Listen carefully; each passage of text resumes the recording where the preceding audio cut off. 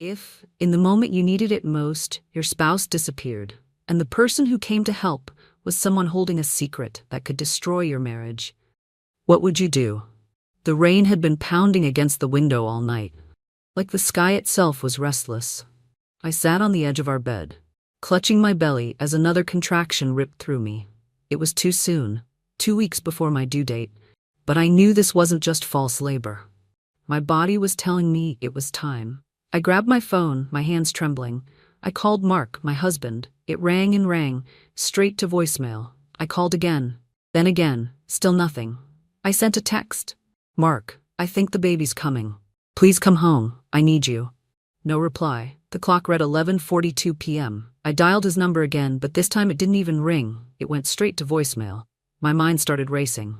Where was he? Why wasn't he answering? We'd had small fights before, but nothing that would make him ignore me in a moment like this. The pain intensified, each wave hitting harder and closer together. I needed help, and I needed it fast. My hospital bag was packed, sitting by the door, but the thought of driving myself in the middle of the night while in labor terrified me. I scrolled through my contacts, trying to think of who to call. My mom lived 2 hours away. My neighbor, Mrs. Harris, was probably asleep by now, and I didn't want to scare her.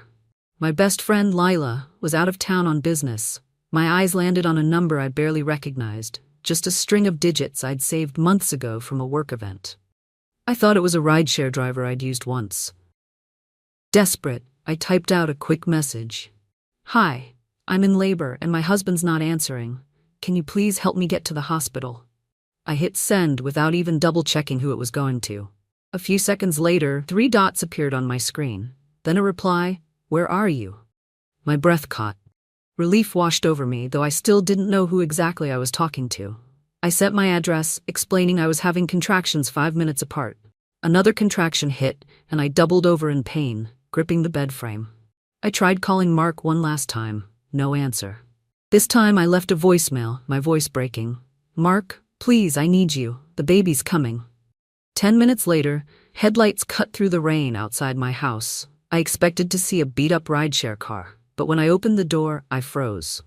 Standing in the rain was a tall man in a dark suit, holding an umbrella. His face was serious, his eyes searching mine.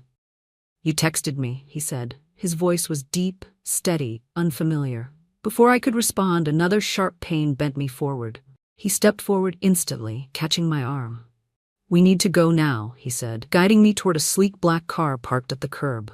I didn't even have time to ask his name before he helped me into the passenger seat. As we sped off into the night, I noticed the faint smell of expensive cologne and the glowing dashboard lights that didn't match any rideshare I'd ever been in. Rain blurred the world outside, but inside, my mind was even more clouded. Who was this man? And why did my husband still refuse to answer?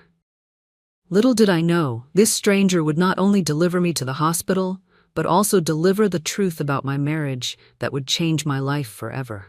The man drove with a calm precision, the kind that made you feel both safe and unnerved.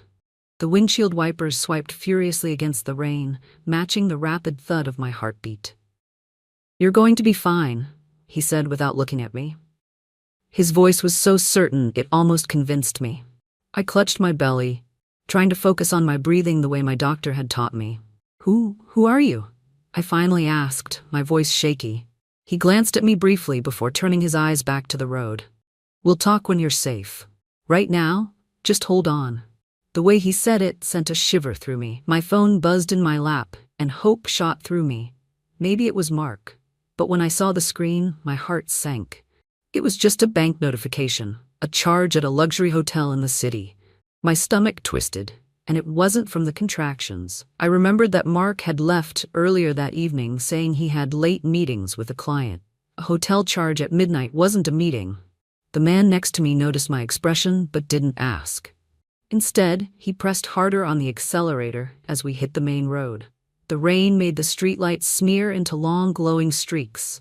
Another contraction ripped through me, and I let out a small cry. He reached over, placing a steadying hand on my arm. Just a few more minutes, he said, his tone almost protective. As we neared the hospital, I realized how strange this situation was. I had sent a text meant for a rideshare driver, but somehow it had reached this man. How had that happened? We pulled up to the emergency entrance, and he was out of the car in an instant, opening my door and shielding me from the rain with his umbrella. Nurses rushed over with a wheelchair, and in the chaos, I caught the man giving quick, firm instructions to the staff. They seemed to recognize him. The moment they wheeled me inside, the bright fluorescent lights made me squint. I felt dizzy, exhausted, scared. But before they rolled me toward the delivery ward, I twisted in my seat, searching for him. He was still standing just outside the automatic doors, the rain pouring down around him, his gaze fixed on me. Our eyes met for just a second, and something in his expression told me this was not the last time I'd see him. Then the doors slid shut, and I was surrounded by nurses and the beeping of medical machines. I was barely able to process the whirlwind of activity around me when a nurse asked, "Sweetheart, do you want us to call your husband?" I hesitated, my throat tightening. I could have lied, could have said yes just to keep up appearances. But I heard myself whisper, "No, he knows." The nurse gave me a strange look, but didn't press further. She just tightened her grip on the wheelchair handles and pushed me down the hall. Somewhere inside me, through the fog of pain and fear, a seed of suspicion had already started to grow. And when I found out the truth, I wouldn't just be fighting for my child's safe arrival into the world. I'd be fighting for my own dignity, my future, and everything I thought I knew about love. My name is Emily Carter. I'm 31 years old, and for most of my adult life, I thought I had a pretty clear picture of who I was: a devoted wife, a soon-to-be mother, and someone who believed that love was built on trust and sacrifice. I grew up in a small town 2 hours outside the city, raised by my mother after my father passed away when I was 8. My mother worked 2 jobs, waitressing in the mornings and cleaning offices at night, to keep food on the table. From her, I learned the value of hard work and quiet strength. When I met Mark, I was 25, working as an assistant in a marketing firm. He walked in one day as a new client, a tall, charming man with an easy smile and the kind of confidence that made the whole room lean toward him. He owned a mid-sized construction company that was rapidly growing. At first, I didn't think he'd notice me. But a week later, he asked me to lunch, to talk about ideas. It wasn't long before our relationship turned serious. Mark was attentive, generous, and made me feel like I was the center of his world. 2 years later, we were married in a small garden ceremony, surrounded by friends and family. My mother cried the whole time, happy tears, she said. The first few years were good. We bought a modest home, adopted a rescue dog, and spent weekends exploring the city. But as Mark's business grew, so did his time away from home. He started taking late-night calls, working long weekends, and attending more networking events than I could keep track of. When I found out I was pregnant, I thought it might bring us closer again. And at first it seemed like it did. Mark was excited, even giddy. He talked about baby names, painted the nursery, and bought me prenatal vitamins without me asking. But somewhere around the 6th month, I noticed a change.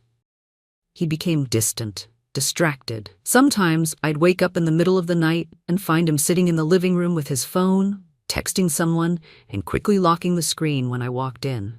I tried to brush it off. I told myself it was just work stress, that the pressure of becoming a father was weighing on him.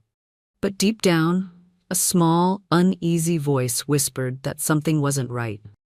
I wasn't helpless, though. Before quitting my job to prepare for the baby, I had quietly saved money from each paycheck.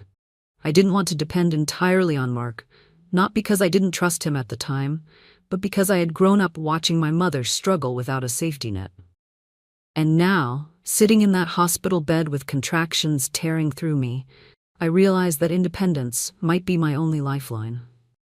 What I didn't know yet was that the person I had accidentally texted, the stranger who drove me through the storm, would soon become the key to uncovering exactly why my husband had ignored me that night. Life before that night had its challenges, but I always found a way to convince myself that everything was fine. Mark's long hours? Necessary for his growing business. His constant texting? Probably work-related. The late-night client dinners? Just networking. I was the kind of person who wanted to believe in the best version of people, especially the person I promised to love for the rest of my life. And in some ways, I think Mark counted on that. He knew I wasn't the type to push too hard or demand answers if he brushed me off with a smile and a kiss on the forehead. Pregnancy had changed me, though. It wasn't just about me anymore. Every decision I made, every ounce of energy I had, was now shared with the little life growing inside me. I was more aware of my surroundings, more protective, and whether I wanted to admit it or not, more suspicious. My days were simple. I'd wake up, make breakfast, and take short walks around the neighborhood to keep active.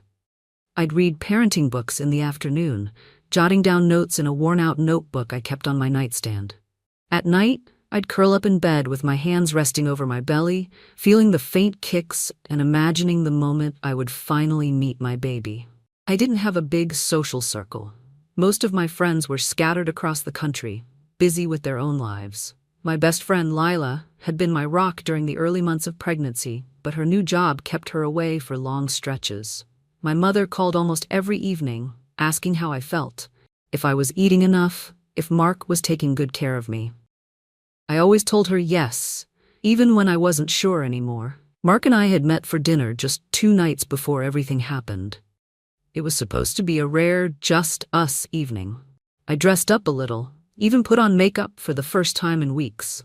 But instead of warmth, there was a strange distance between us that night. He spent half the meal scrolling through his phone, murmuring vague explanations about urgent work stuff. When the check came, he kissed my cheek and told me he had to swing by the office.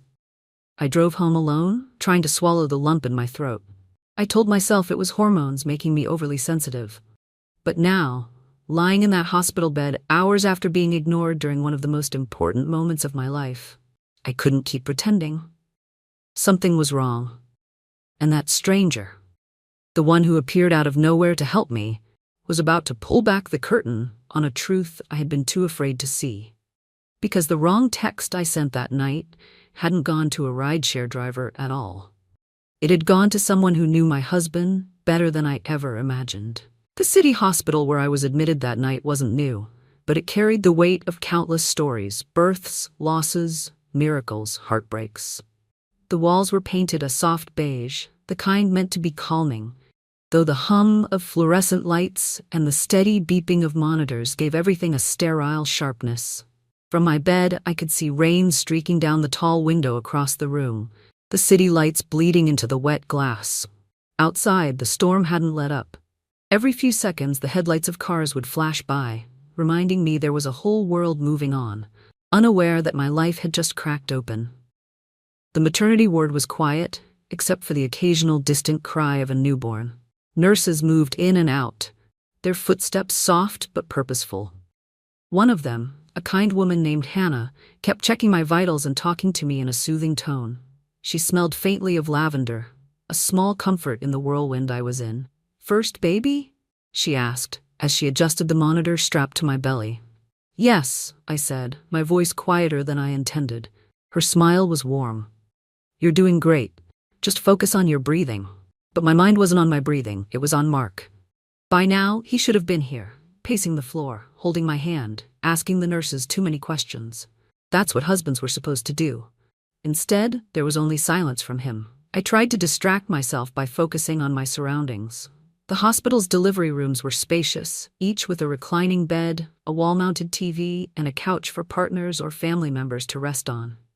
Mine felt oddly empty, the couch pushed against the wall like it knew it wouldn't be used tonight. Every time the automatic doors down the hall slid open, I glanced toward them, hoping to see Mark's familiar figure. Instead, I saw only strangers, nurses, doctors, and a few other expectant parents being wheeled in. Then, through the narrow glass panel in my door, I saw him.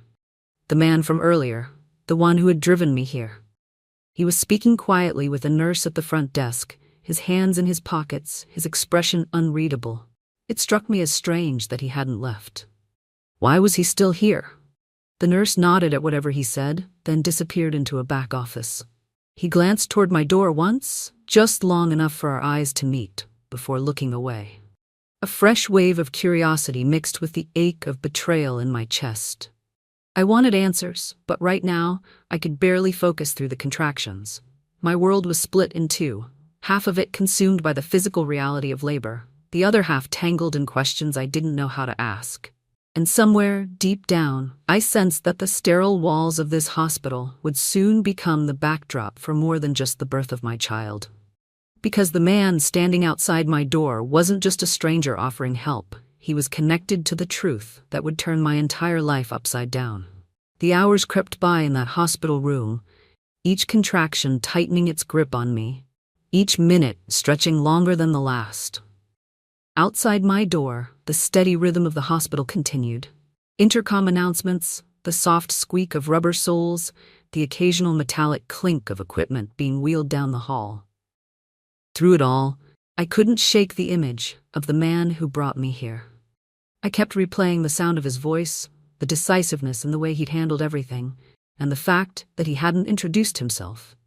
His presence was like a shadow, close enough to sense but impossible to grasp. I didn't have long to dwell on it before Hannah returned with another nurse, this one younger, her eyes darting between me and the tablet in her hand. "Emily, your contractions are progressing," Hannah said. "We'll keep monitoring you, but it's looking like we might be meeting your baby sooner rather than later." Her words should have filled me with joy, but they only highlighted who wasn't there to share the moment. I looked at the empty couch again, imagining Mark sitting there, pretending to be calm but secretly terrified.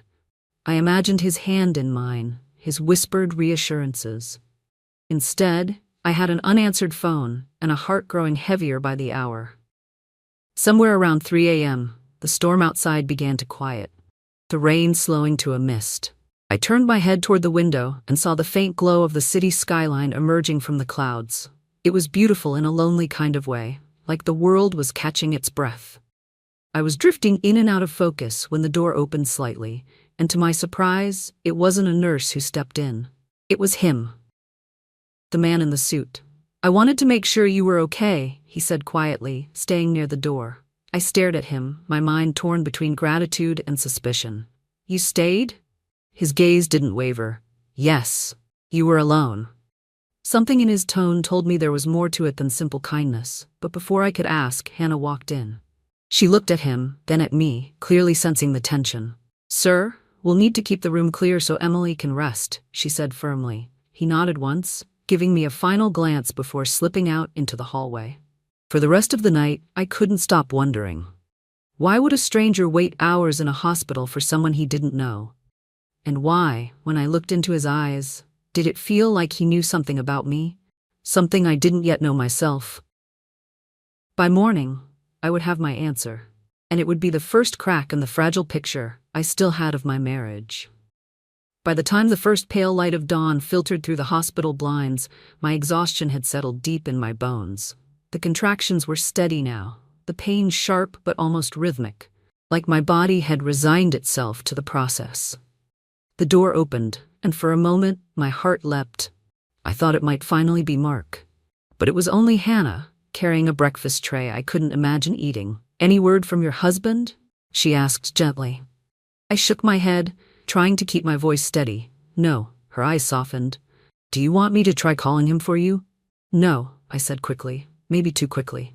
"It's fine," but it wasn't fine, and we both knew it. At 7:12 a.m., my phone buzzed on the tray table beside me. My breath caught when I saw Mark's name flash on the screen. I answered instantly.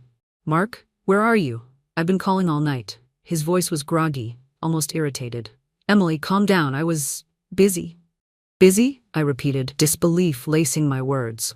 "I'm in labor, Mark. Our baby is coming, and you didn't answer your phone all night. Where are you?" There was a pause, then a sigh. "I had to stay in the city. A client issue came up. I'll get there when I can." "When you can?" My voice cracked. "This is the birth of our child. How could you?" "Emily," he cut me off, his tone sharp now. "You always overreact. Just focus on the baby. I'll be there later."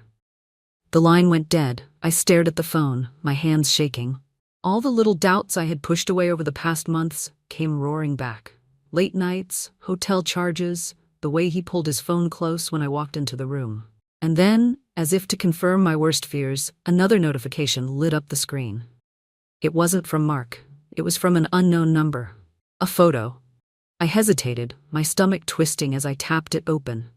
The image showed Mark in the lobby of a luxury hotel, his arm wrapped around a woman in a red dress. They weren't just standing close, they were holding each other like lovers. The timestamp was from midnight, the exact time I had been trying to call him. I felt the air leave my lungs. My chest tightened, my vision blurred. Before I could process it, a new message appeared. You deserve to know the truth. I looked toward the door, my mind spinning. Was this from the stranger who brought me here? And if so, how did he have this picture?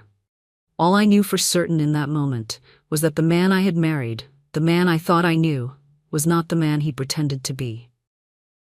I sat there, clutching the phone, my mind refusing to believe what my eyes had just seen. The woman in the red dress was striking, tall, with dark hair cascading over her shoulders, her smile both intimate and possessive. She wasn't some random acquaintance. The way she leaned into Mark, the way his hand rested at the small of her back, it was the body language of people who shared more than polite conversation. For years, I had defended him against whispers and doubts, even against my own uneasy thoughts. Now, the truth stared back at me in high resolution. The contractions kept coming, but the pain in my chest was far sharper than anything my body could produce. I didn't have long to spiral before the door opened again. This time, it was Mark. His hair was damp, like he'd just showered, and he wore the same suit I'd seen him leave in yesterday morning. You look terrible, he said as he stepped inside, glancing briefly at the machines and monitors before looking down at his phone. My voice shook, but I forced myself to meet his eyes. Where were you last night? He barely looked up. I told you. Client issue. Late meeting. End of story. I tightened my grip on the phone. Then explain this. I turned the screen toward him, showing him the photo. For the first time, his confident mask cracked. His eyes flickered, his jaw tightened, but he recovered quickly. That's nothing. She's just a friend from the industry. We ran into each other, that's all. Ran into each other at midnight in a hotel lobby? My voice was rising now. His tone hardened. Emily, you're stressed. You're in labor. This isn't the time for your drama. I almost laughed, except nothing about this was funny. My drama? Mark, I called you over and over while I was terrified and in pain, and you were holding another woman. He stepped closer, lowering his voice like he was trying to control the situation. Listen to me. We'll talk about this later. Right now, you need to focus on the baby. I pulled my hand back when he tried to touch me. I couldn't stand the thought of his skin on mine. Before either of us could say more, Hannah walked in, sensing the tension instantly. Sir, we need to prepare Emily for the next stage. You'll need to wait outside. Mark looked at me one last time, his expression a mix of annoyance and calculation, before slipping out into the hallway. As the door closed, I realized something chilling. He hadn't apologized. Not once. He wasn't worried about losing me. He was worried about controlling the narrative. And for the first time, I began to wonder if the stranger who helped me was here not by accident, but because he already knew exactly what kind of man my husband truly was. The morning passed in a blur of nurses, beeping monitors, and waves of pain that left me gripping the bed rails. Mark had returned to the room a couple of times, each visit shorter and colder than the last. He avoided eye contact, fiddled with his phone, and spoke in clipped sentences. By noon, my labor had slowed unexpectedly. The doctors decided to move me to a larger delivery suite in case they needed extra equipment. That meant wheeling me through the maternity ward, past the waiting area where visitors sat sipping bad coffee from vending machines. As the nurse guided my bed down the hall, I caught sight of a familiar figure standing near the far corner. Him, the man in the suit. He wasn't just loitering this time. He was speaking to someone. My breath caught when I realized who. The woman in the red dress. Even without the glamorous sheen from the hotel photo, she was striking. Her hair was pulled back now, her makeup lighter, but her presence radiated the same quiet confidence. She stood with her arms crossed, listening intently as the man spoke to her in a low, measured tone. I strained to hear, but the wheels of the bed squeaked too loudly. Still, I saw the way her expression shifted, from defensive to unsettled. Then she glanced toward me. Her eyes widened slightly, and she whispered something to the man before slipping out of sight. Mark appeared seconds later, stepping out of the same hallway she had disappeared into. He looked rattled, though he tried to mask it with a tight smile. What's going on? I asked, my voice low but sharp. Nothing, he said too quickly. Just talking to a friend. The nurse pushed me into the new suite before I could press further. But my heart was pounding now, not from labor, but from the sense that I was on the edge of something big. Not long after, the door to my suite opened without a knock. The man in the suit walked in, his presence instantly filling the space. Mark was by the window, scrolling on his phone, but he straightened when he saw him. "We need to talk," the man said, his gaze fixed on Mark. "This isn't the time," Mark replied, his tone flat but his grip on the phone tightening. "Oh, I think it is," the man countered, stepping closer.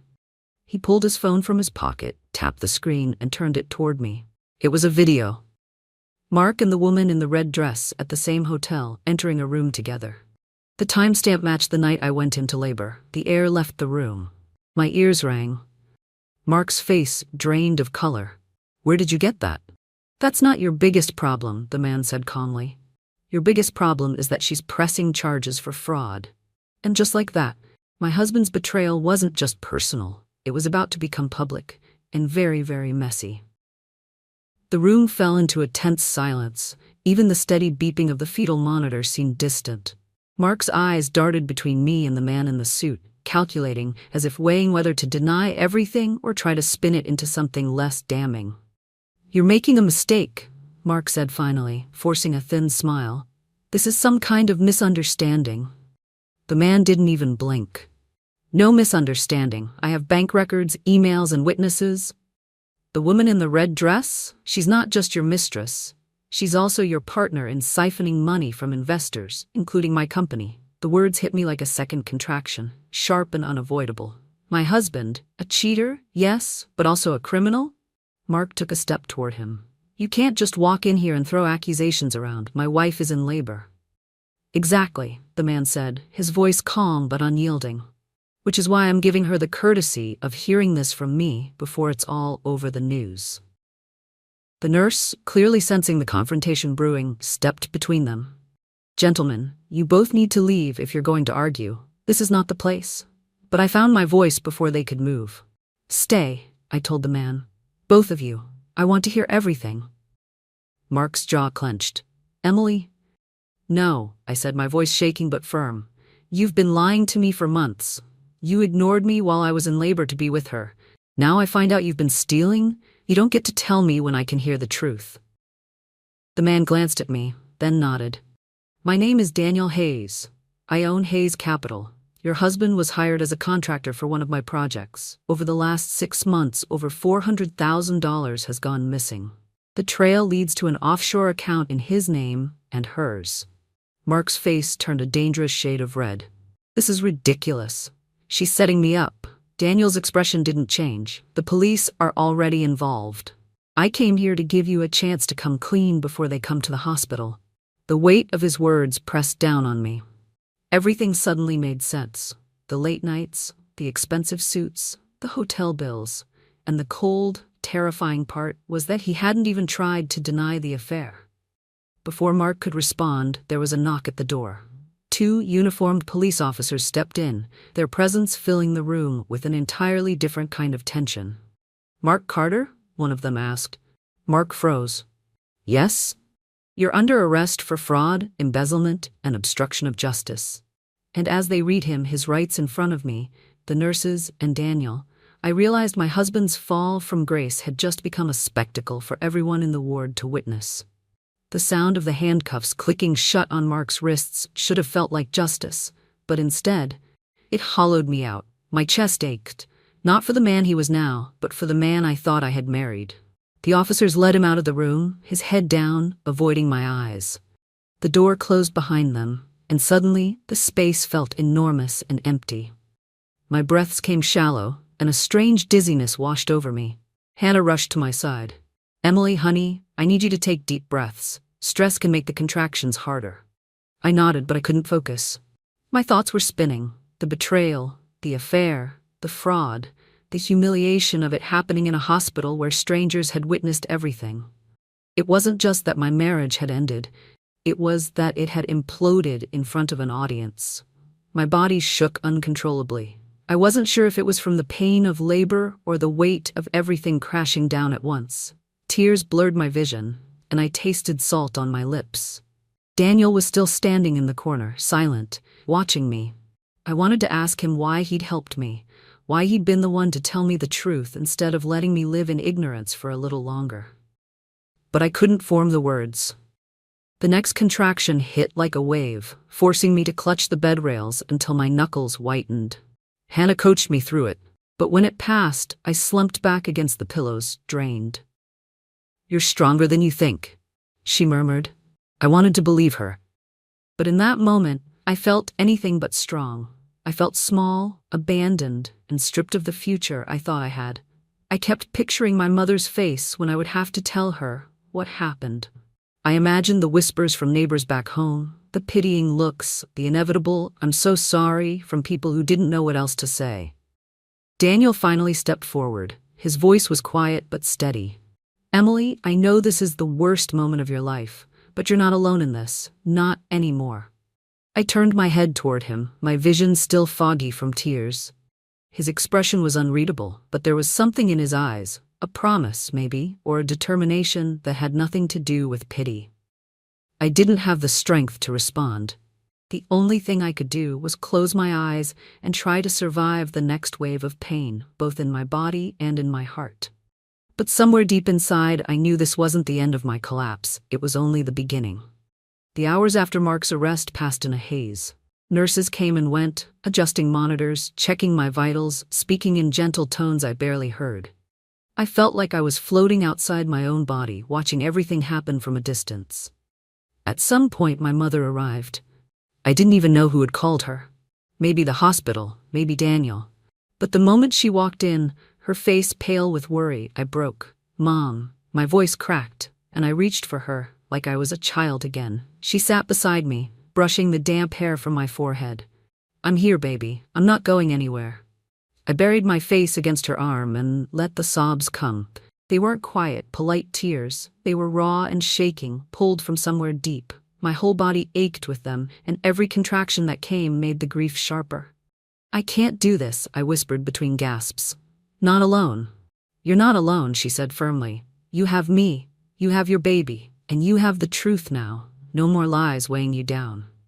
But the truth didn't feel freeing yet. It felt heavy, like a stone pressing on my chest.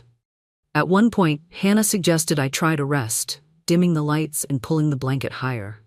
My mother stayed, holding my hand as my breathing steadied. But even with my eyes closed, I saw flashes of the last 24 hours. The unanswered calls, the hotel photo, the police walking in. Sleep never came. Around midnight, Daniel appeared again, this time without the suit jacket. He looked tired but composed, carrying 2 paper cups of coffee. He set one down for my mother, then turned to me. "How are you holding up?" he asked softly. I almost laughed at the question. "I'm in labor, my husband's in jail, and the whole ward probably knows my business. How do you think I'm holding up?" A faint smile touched his lips, but his eyes stayed serious. "I think you're holding up better than you realize." I didn't respond. Daniel hesitated, then pulled a chair closer to the bed. "I know this is too much to take in right now. But I also know that men like him count on moments like this, moments when you're too hurt and too exhausted to fight back. Don't give him that power." His words settled over me, uncomfortable but true. I didn't have the strength to make promises, but I felt a flicker of something, a stubborn spark under all the pain. Maybe it wasn't strength yet, but it was the beginning of it. And though I couldn't see it then, that tiny spark was going to be the thing that pulled me out of this darkness. By the next morning, I was utterly drained. The labor had slowed again, giving me brief stretches of quiet between contractions, but my mind refused to rest. Mark's arrest, the affair, the fraud. It all felt like a nightmare I hadn't woken from. Daniel came back early, a file folder tucked under his arm. He waited until my mother stepped out to get some breakfast before pulling a chair to my bedside. "There's something you need to know," he began, his tone low and steady. "And I'm telling you this because you deserve the full picture, no matter how ugly it is." I braced myself. "What now?" He slid the folder onto my lap. Inside were printed bank statements, property records, and something I didn't expect. My name. I don't understand, I said, flipping through the pages. Mark didn't just steal money, Daniel explained. He moved it into accounts under both your names. Legally, that ties you to every transaction. My stomach dropped. You're saying I could be charged too? If the wrong people believe you were involved, yes, but I don't think you were. And I can prove it. I stared at him, my voice barely above a whisper. Why are you helping me? He held my gaze. Because I've seen women like you before. Women blindsided by men who think they can ruin lives without consequence. And because. He hesitated, as if weighing whether to say the rest. Because I know what it's like to lose everything to someone you trusted. I didn't know what to say. He reached into the folder again and pulled out a second set of documents. These weren't financial. They were legal. Mark and your so-called friend in the red dress weren't just lovers. They were married, to each other, in Vegas, 2 months ago. The air left my lungs. That's impossible. We're still married. Which makes it bigamy, Daniel said quietly. Another felony. I sank back against the pillows, the pieces crashing into place. All those nights away, the distance, the hotel charges. He hadn't been living a double life metaphorically. He had literally built one. Daniel leaned forward. You're not just a victim of betrayal, Emily. You're a key witness now. The police will protect you. But you need to decide how much fight you have in you. Because this could get ugly before it gets better. My hands trembled as I closed the folder. I thought the worst had already happened. But now I realized I was standing at the edge of a much deeper hole. And if I didn't move carefully, I could fall right in with him. I couldn't stop staring at the folder in my lap. The crisp papers seemed to hum with danger. Every page another reminder that my life had been hijacked without me even realizing it. You're saying, I began slowly, that while I was at home painting the nursery, he was stealing money, marrying someone else, and putting me in the middle of it all? Daniel nodded once. Yes, and from the looks of it, he's been setting you up to take part of the blame if things went south. The room seemed to tilt. I gripped the bed rails, trying to steady myself as the truth settled over me like a heavy blanket. It wasn't just betrayal. It was entrapment. I thought back to all the little things Mark had done in the past months. Asking me to sign routine documents without reading them, urging me to open a joint savings account for the baby, insisting certain bills be paid from my personal checking account. I'd trusted him. I hadn't questioned a single thing. Now every memory felt poisoned. Daniel must have read the panic in my face because his tone softened. Emily, you're not going to prison. I've already spoken to my lawyers and they believe they can clear your name, but you need to cooperate fully and stay away from him. That won't be hard, I said bitterly. He gave a small, approving nod. Good. Because there's one more thing you need to see. He reached into his jacket pocket and pulled out a small black flash drive, setting it gently on the blanket. Security footage from one of the properties Mark worked on. It shows him and her moving boxes out in the middle of the night. Those boxes contained evidence of the fraud. The police have it now. I swallowed hard. So, this is it? He's done? Legally, yes, but people like Mark don't go down quietly. You need to be ready for him to try and spin this, maybe even from behind bars. He'll paint himself as the victim if it serves him. For the first time since this nightmare began, I felt something other than grief or fear. I felt anger, sharp, clean, and grounding. I won't let him, I said. Daniel's gaze lingered on me for a moment, then he stood. That's the right answer. I'll check in later. When the door closed behind him, I lay back against the pillows, my heart pounding. Not from the labor this time, but from the weight of the decision forming in my mind. If Mark wanted to drag me into his mess, fine. But I wasn't going to be the quiet, broken wife in the corner anymore. I was going to stand up, speak out, and make sure everyone knew exactly who he really was. And for the first time, I started to believe I might win. 2 days after giving birth to my daughter, I left the hospital with more than just a newborn in my arms. I left with a decision. I wasn't going to let Mark's lies define the rest of my life. The first step was practical. I moved in with my mother temporarily, packing only essentials from the house Mark and I had shared. Every corner of that place felt tainted, every piece of furniture a reminder of the life I thought I had. My mother's small bungalow wasn't fancy, but it was warm and safe. While my mom helped with the baby, I began going through every document Daniel had given me. I met with his lawyers, signed statements, and gave the police everything I knew. At first, I was terrified. Legal language felt like a foreign tongue. But Daniel was there for every meeting, calm and steady. Physically, I was still recovering from childbirth. But emotionally, something inside me had shifted. I started walking every morning, pushing the stroller through quiet streets. The air felt cleaner than it had in months, and with each step, I felt pieces of myself returning. One afternoon, I stood in front of the mirror, the baby asleep in her bassinet. My reflection looked tired, yes, but there was a spark in my eyes that hadn't been there before. I brushed my hair, put on a touch of makeup, and for the first time since the wedding, slipped into a blazer I'd loved back when I worked at the marketing firm. It still fit. I wasn't just a betrayed wife anymore. I was someone rebuilding. That night, Daniel called. "There's going to be a preliminary hearing in a few days," he said. "You don't have to attend, but if you want to make a statement, it could help the case." "I'll be there," I said without hesitation. Over the next few days, I prepared, not just my words, but my mindset. I read through every piece of evidence, rehearsed what I would say, and even practiced holding my posture in front of the mirror. This wasn't about looking perfect. It was about standing strong. When the morning of the hearing arrived, I dressed in a simple but sharp navy suit. My mother watched from the doorway as I adjusted the lapels. "You look like yourself again," she said softly. I kissed my baby's forehead before handing her to Mom. "I feel like myself again." As I walked out the door, I realized I wasn't just going to face Mark. I was going to face the world that had once seen me as just his wife. And this time, I'd make sure they saw me for who I really was.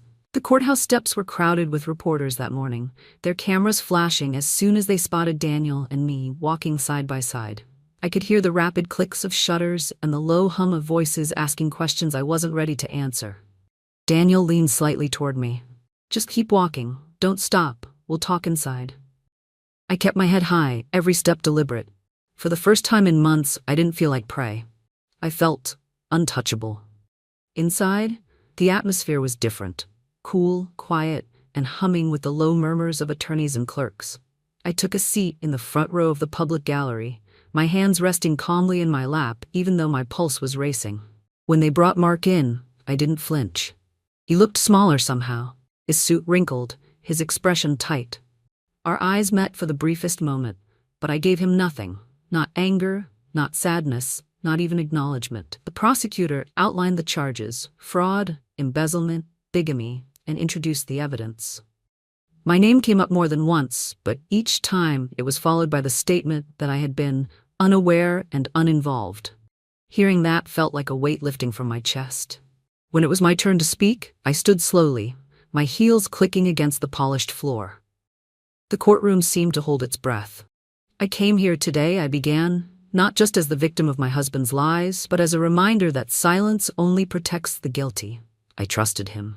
I built a life with him, and he repaid that trust with betrayal, theft, and deceit. But I am not broken, I am not ashamed, and I refuse to let his actions define who I am or the life my daughter will grow up to know." My voice didn't waver, not once. When I sat back down, I saw Daniel give a small nod, his expression unreadable, but his approval clear.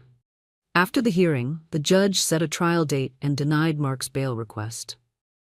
As we exited the building, the reporters surged forward again, but this time, I stopped. "I have one thing to say," I told them, my voice carrying over the crowd. "Don't feel sorry for me. Feel sorry for the people who think they can destroy others and walk away without consequences." The flash of cameras was blinding, but I didn't look away. Later, in the quiet of Daniel's car, he glanced at me and said, "You know, you just became the story, not him." I smiled faintly, looking out the window at the city passing by. Good, that's exactly what I wanted. Because this wasn't just about clearing my name anymore, it was about rewriting the ending to a story Mark he controlled. The trial didn't happen immediately. It took weeks of depositions, evidence reviews, and media speculation. In that time, my life began to settle into a new rhythm. Early mornings with my daughter, afternoons spent working with Daniel's legal team, and quiet evenings at my mother's house. But I knew the real confrontation was still ahead. When the trial date finally arrived, the courthouse was even more crowded than during the hearing. News vans lined the street, reporters jostling for position. Inside, the gallery was packed with journalists, curious onlookers, and a handful of people from my old life. Neighbors, acquaintances, even a couple of Mark's business associates who had once treated me like background decoration. Daniel leaned toward me before we walked in. "You don't have to speak today. The evidence will do most of the work." "I want to speak," I said firmly. "He needs to hear it from me." When Mark was led in, he looked worse than before. Pale, thinner, and avoiding my eyes entirely. His lawyers tried to project confidence, but even they seemed to know this was a losing battle. The prosecution went first, presenting the mountain of evidence. Bank records, surveillance footage, sworn testimonies. And then the video of Mark and the woman in the red dress entering the hotel the night I went into labor. Gasps rippled through the courtroom. Finally, the judge allowed me to take the stand. I walked past Mark without looking at him, keeping my eyes on the jury. "I'm here today," I began, "because I refuse to let my silence be used as his shield. I was a wife who loved and trusted her husband. I believed his late nights were for work, not deceit. I believed the documents he asked me to sign were for our future, not for covering his crimes. And I believed that when the time came for our child to be born, he would be there for me." I paused, letting the silence stretch. Instead, he was with her, stealing, lying, and building a life that didn't include me or our baby. I turned slightly toward him, my voice sharp now. "Mark, you thought I'd be too weak, too broken to stand here. But you were wrong. I'm stronger now than I have ever been, and the only thing you've managed to take from me is the illusion that you were ever the man I thought you were." A hush fell over the room. When I stepped down, I caught sight of the jury. Several members were visibly moved. Daniel gave me the faintest smile as I sat beside him. And for the first time since that night in the hospital, I felt the scales of justice beginning to tip in my favor. The rest of the trial felt like watching a carefully built tower collapse in slow motion. Each witness the prosecution called chipped away at whatever defense Mark's lawyers tried to construct. Former employees spoke about unusual financial requests. Investors testified about missing funds. And then came the woman in the red dress, Vanessa. I had expected to feel hatred when she walked in, but what I felt instead was something colder, detachment. She looked smaller in person, her confidence dulled by the gravity of the courtroom. Under questioning, she admitted to her relationship with Mark, to the secret Vegas marriage, and to helping him move stolen assets. The final blow came when the prosecution played a recording of a phone call between the two of them, discussing how to pin the blame on me if things went south. My name was said like a throwaway pawn in their scheme. The jury's faces hardened. When the closing arguments ended, the jury deliberated for less than 3 hours. The verdict was read in a clear, steady voice, guilty on all counts. The judge sentenced Mark to 15 years in prison without the possibility of early release for the financial crimes, plus additional time for bigamy. Vanessa received a shorter sentence in exchange for her cooperation. But the real moment of closure didn't come from the gavel striking. It came when the bailiffs moved to take Mark away. He glanced back, perhaps expecting me to look broken, to show some sign of regret or longing. Instead, I stood tall, my expression unreadable, and gave him a single deliberate nod, as if to say, "You tried to destroy me, and you failed." The cameras outside the courthouse caught every step as Daniel and I walked out together. The reporters surged forward again, microphones extended. This time, I didn't hesitate. "I stood here months ago and told you not to feel sorry for me," I said into the crowd. "Today, I'll tell you something else. Never underestimate the strength of someone who has been hurt and has nothing left to lose. My daughter will grow up knowing the truth, not the lies he tried to bury us under." The cheers from the onlookers were unexpected, but they warmed me. Somewhere behind the crowd, I saw my mother holding my baby, her proud smile shining brighter than the flashbulbs. As Daniel guided me toward the car, he murmured, "That was more than a victory in court. That was a statement." I looked at him, my voice steady. Good, because I didn't just want justice. I wanted everyone to see exactly who he really was. And now, they did. Life after the trial felt different. not just because Mark was gone, but because I no longer carried the weight of his lies on my shoulders.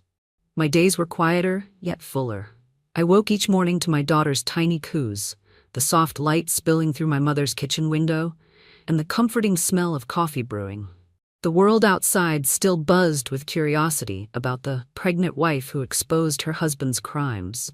Reporters occasionally called, and a few magazines even offered me interviews. I turned most of them down. This wasn't about fame, it was about moving forward. But I did agree to one interview, a live segment for a women's empowerment network. Sitting in the brightly lit studio, my hands folded neatly in my lap, I felt strangely calm. The host introduced me as Emily Carter, mother, survivor, and advocate. She asked me about the hardest moment of my journey. I didn't hesitate. It wasn't finding out about the affair. It wasn't even the fraud, I said. It was the moment in the hospital when I realized I couldn't count on the person I thought was my partner. That was the real breaking point. And what got you through it? She asked. I smiled faintly. My daughter, and the decision that I would rather face the truth and rebuild than live in a lie that kept me small. When the segment aired, messages poured in from women all over the country, some strangers, some old friends, sharing their own stories of betrayal, resilience, and starting over. I didn't respond to all of them, but I read every word, and I realized something. I wasn't just healing for myself anymore. My story had become a lifeline for others. At home, my daughter was thriving. She had my eyes and, thankfully, none of Mark's features. Watching her learn to smile, to grab my finger with her tiny hand, reminded me that life was still capable of giving me beauty, even after everything had been stripped away. One evening, Daniel stopped by with a small gift bag. Inside was a leather-bound journal. "For your next chapter," he said. I ran my fingers over the smooth cover, feeling the weight of it. "I think I'm ready to write it," I replied. He smiled. "I think you've already started." Because survival wasn't just about getting through the worst, it was about choosing to build something better afterward. And that was exactly what I planned to do. Months passed, and with each one, I felt lighter. The bitterness that had once wrapped around my chest, like a vice, began to loosen. My focus was no longer on what I had lost, but on what I was building. I enrolled in an online business course, something I'd always wanted to do but had put off for Mark's schedule. Late at night, after my daughter was asleep, I'd sit at the kitchen table with my laptop, jotting notes into the leather-bound journal Daniel had given me. Ideas grew into plans, and plans began to take shape as something real, a small consulting business for women looking to protect themselves financially. It wasn't just about work, it was about reclaiming control. One afternoon, I took my daughter to the park. The sun was warm, the air crisp, and she giggled every time I pushed the stroller over a patch of bumpy grass. A woman sitting on a nearby bench recognized me from the news. She hesitated before speaking. "I just want you to know," she said softly. "I left my husband after watching your interview. I'd been afraid for years, but you gave me the courage." I didn't know what to say at first. Finally, I smiled. "Then we both got free, didn't we?" Walking home that day, I realized my story wasn't just mine anymore. It was a thread in a larger tapestry of women who had decided that they were worth more than the lies they were living. On the anniversary of the night I went into labor, my mother suggested we do something symbolic. So we drove to the coast, just me, her, and my daughter. Standing on the shore, I wrote Mark's name on a small slip of paper, tucked it inside a seashell, and threw it into the waves. The ocean swallowed it whole. I turned to see my mother smiling, my daughter's chubby hand reaching toward the gulls overhead. For the first time in a long while, I felt completely unburdened. Later that evening, I opened my journal and wrote one final entry for that chapter of my life. I am not what happened to me. I am what I chose to become after. I closed the book and set it on the shelf, ready to start the next one. Because in the end, my life wasn't defined by the night my husband betrayed me. It was defined by the day I decided I would never betray myself again.